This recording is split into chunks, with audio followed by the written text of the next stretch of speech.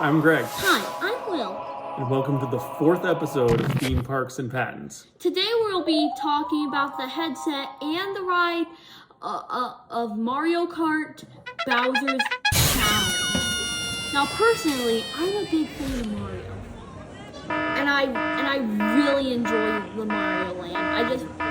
It's just more incomplete than the one at Japan. But I'm excited for the new Universal Epic Universe version because it's gonna be the most complete. There's gonna be all free rides. You're probably thinking there's only 2 rides: Bowser's Challenge and the Yoshi ride. There's a new ride coming out about Donkey Kong, and we'll talk about the patent for that ride in one of our videos. But let's talk about Bowser's Challenge. It's a really fun ride. Has a horrendous line, always, and it's just really fun. So, we're going to talk about 2 different sets of patents here, or groups of patents. So they did, obviously when they were just inventing this, before the Japan one was the first one built.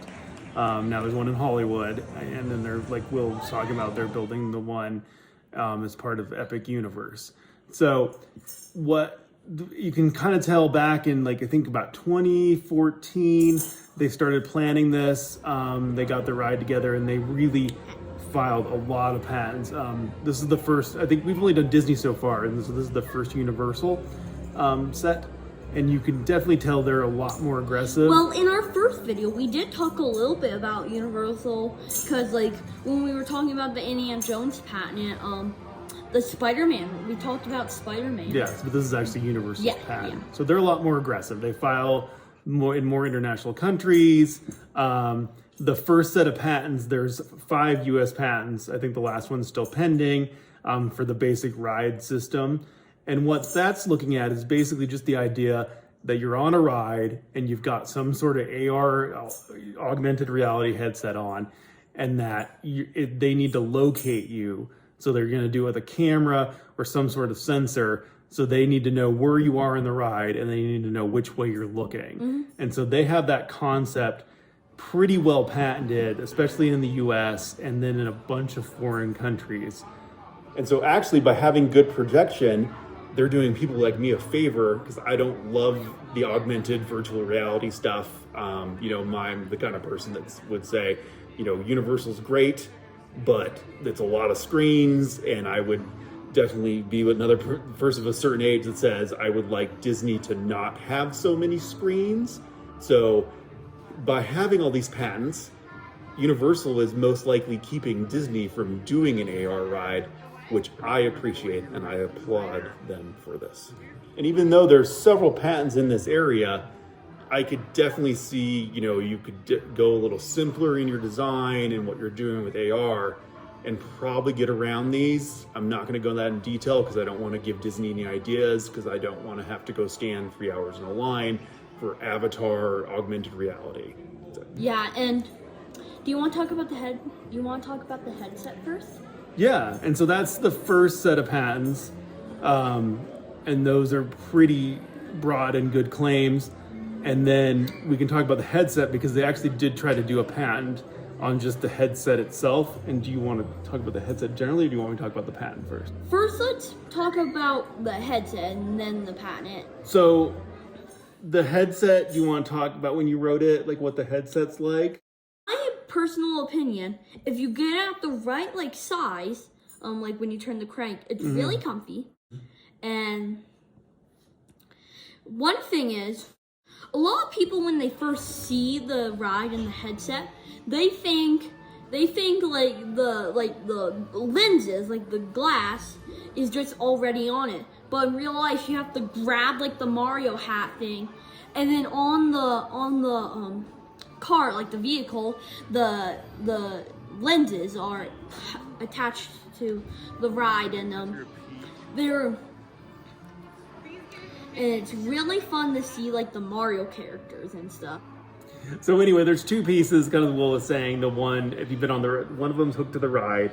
There's a cord, it sits there, and when you get on, you put it on. The other is kind of the more obviously reusable, washable plastic parts, and that's what you put on your head to get ready.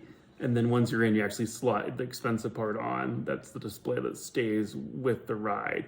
And so so in the first set of patents, we said they did a pretty good job.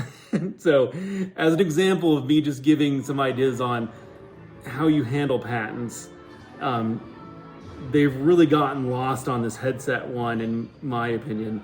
They basically have gone in and had to, abandon their first application. They're on their second application, and they're just trying to get, the basic concept is that you would want, the reusable part. It hooks to your head, and then they're using magnets to hook the display on. And so, we remember that, Will, like when we got on, and then you just basically, and it snaps right on your head. Yep. So they just had a really rough time. But they're getting something that basically looks like ski goggles sighted against them. And what I guess, my thoughts generally on how this stuff is done, it's not the same thing. I mean, these ski goggles, I'll show a picture. It's basically they have lenses, but the display is separate. It hooks to the side of like the straps of the goggles. There's no magnetic connector. So they're using, the examiner's using a magnetic a magnetic cushion on a different pair of glasses to sight against them. So it's just a bunch of things that aren't the same thing. So they definitely have like a two-piece concept, like a dumb, plastic washable piece, and a smart, technology that's hooked with a cord to the car. And you don't have to necessarily recite that, but you can definitely make the distinction based on what they're getting excited against them is clearly different. And I really feel like they're just kind of going down the rabbit hole of trying to get around this stuff instead of going through and making sure that they stress that these are not the same things. Because now they're trying to go off of, there's a big rubber piece that sits on your forehead. Do you remember that? Yeah. And so they're trying to state, there's channels in this rubber piece that helps airflow so you don't sweat a bunch when you're wearing this thing on the ride. So really the point here is, this happens a lot of times in the US. The examiner's basically just randomly finding the parts of your device that you're claiming and then just whirling them together and saying, here they are. So, I mean, even though this has, it's a display and it's goggles and there's, another thing that has magnets, but it may just hold the padding, those aren't the same things. And so you really need to dig in and say, either through arguments, talking to the examiner, or you can amend your claims and make it clear that this isn't what you're citing against me. And that's kind of where I think they've gone off target a bit here, especially because, then you just basically start throwing in other things like this rubber mask with the air vents and things like that. That's something you do if the examiner comes back with the exact same device, like someone's already made this helmet with the removable magnetic display, then sure, you're going to say, well, I have an extra thing that I'm going to throw on here. Maybe that's patentable. What do you think?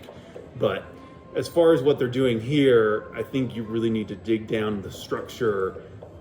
There's several different things, in this device. The open face, the magnets on the one part only holding the device. The main support is just dumb. It's only plastic. It doesn't have any electronics in it. The magnetics holds the lenses and the display, which is integrated in the lenses. There's just a million different ways you could go to get the claims you want instead of just going down, throwing in additional features, adjustment knob or, a mask or things like that. So that's just one thing I would definitely say that I would disagree with what they're doing here. Anyway, hopefully they work it out in this next round. They had to file a new application.